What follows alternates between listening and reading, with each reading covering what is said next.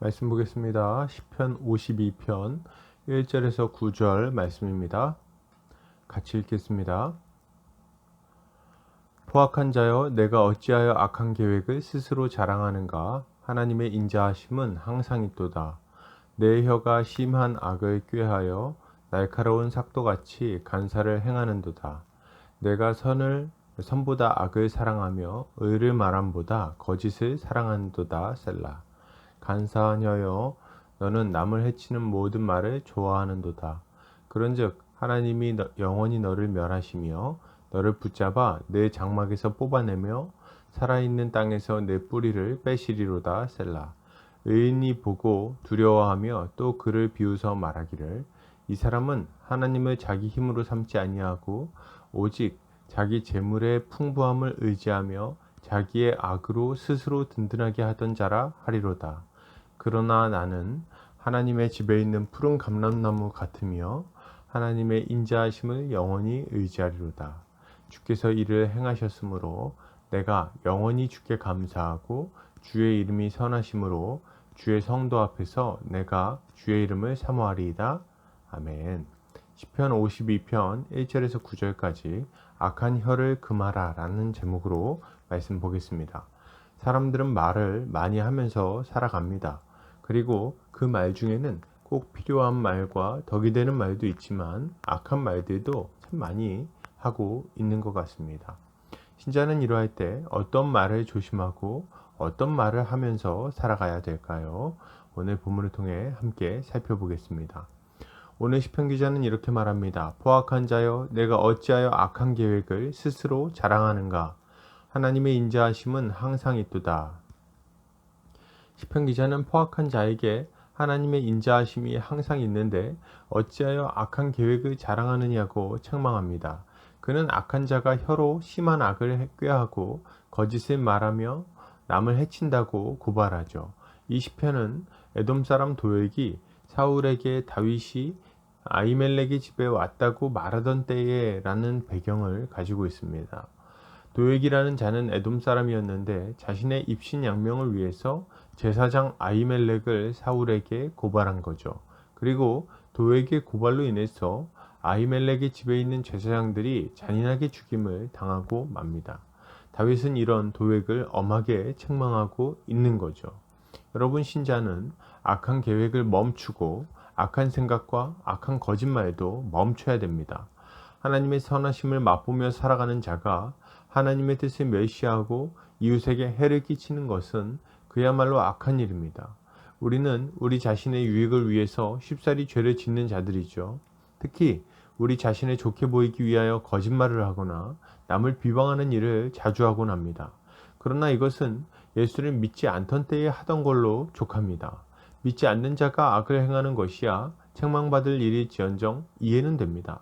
그러나 예수를 믿는다고 하는 자가 자신의 유익을 위하여 악을 계획하고 말한다면 그는 하나님 앞에서 엄중한 책임을 져야 할 것입니다. 도리어 신자는 선을 사랑하고 기회되는 대로 선한 일을 해야 합니다.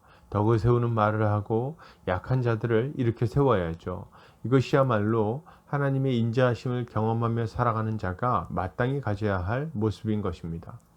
계속해서 보겠습니다. 시편 기자는 이렇게 말합니다. 간사한 혀여, 너는 남을 해치는 모든 말을 좋아하는도다. 그런즉 하나님이 영원히 너를 멸하시며 너를 붙잡아 내 장막에서 뽑아내며 살아있는 땅에서 내 뿌리를 빼시리로다. 시편 기자는 악인이 간사한 말로 남을 해치는 말을 좋아한다고 고발합니다. 그리고 그 결과 하나님이 그를 영원히 멸하실 것이라고 경고하죠. 하나님은 그를 땅에서 뽑아내어 버리실 것입니다. 이것은 악인이 이 땅에서 터전을 잃어버리고 생명을 잃어버릴 것임을 말씀하시는 것입니다. 여러분, 신자는 간사한 말로 남을 해치는 자가 하나님의 심판을 받아 망하게 된다는 것을 알아야 됩니다. 말로 다른 이를 해치는 자들은 그것으로 성공할 것이라고 생각합니다. 그것으로 자신이 유리해질 거라고 상상한다는 말이죠. 그러나 실상은 그렇지 않습니다. 하나님은 그들을 망하게 하실 거예요. 거짓된 자는 그 거짓으로 망하게 되어 있습니다. 남을 해치는 자는 다른 이에게 해침을 당하게 될 것입니다. 무엇보다도 그들은 하나님의 저주를 받아 영원한 멸망에 떨어지고 말 것입니다. 어리석게도 그들은 자신의 내일이 어떻게 될지도 모르면서 부귀영화를 꿈꾸는 거죠. 이 땅에서 성공하는 것을 기대합니다. 그러나 그들을 기다리고 있는 것은 시커먼 구덩이뿐입니다. 여러분, 우리는 하나님이 살아계시며 모든 일을 공평하게 심판하신다는 것을 기억해야 합니다. 하나님의 눈이 모든 것을 보고 계십니다. 그가 공정하게 판단하십니다. 그러니 우리는 악한 말을 멈추고 하나님 앞에서 말하고 하나님 앞에서 행해야 할 것입니다. 계속해서 보겠습니다. 시편 기자는 이렇게 말합니다. 이 사람은 하나님을 자기 힘으로 삼지 아니하고 오직 자기 재물의 풍부함을 의지하며 자기의 악으로 스스로 든든하게 하던 자라 하리로다. 그러나 나는 하나님의 집에 있는 푸른 감람나무 같으며 하나님의 인자하심을 영원히 의지하리로다. 시편 기자는 악인이 자기 재물의 풍부함을 의지하고 악으로 자신을 든든히 하던 자라고 고발합니다. 그리고 그가 그러할지라도 자신은 하나님의 인자하심을 의지할 거라고 또한 고백하죠. 여러분, 신자는 재물이 아니라 하나님의 인자하심을 의지하며 살아가야 합니다. 재물이 많은 자는 그 인생이 안전해 보이죠. 그의 악한 계획들은 주도 면밀하게 느껴지고 그것은 실패하지 않을 것처럼 생각이 듭니다. 그러나 그것은 거짓입니다. 그러한 계획은 무너지기 전의 함정처럼 사람을 삼키려고 기다릴 뿐입니다. 겉으로 보이는 것이 다가 아닙니다. 하나님은 그들에게 사망의 형벌만을 준비해 놓고 계신 것입니다. 그러나 하나님을 의지하는 자는 다릅니다. 그들은 겉으로 보기에는 어리석어 보일지라도 실제로는 지혜로운 자이죠. 그들은 인생 가운데 푸른 감람나무처럼 풍성한 열매를 맺으며 많은 사람들에게 유익을 끼치게 됩니다. 그리고 영원한 하나님 나라에 들어가게 되는 거죠. 그러니 여러분, 우리는 헛된 재물과 악한 계획을 의지할 것이 아니라 오직 하나님의 인자하심을 의지하여 살아가야 할 것입니다. 결론을 드립니다. 여러분, 신자는 악한 계획과 말을 멈춰야 합니다.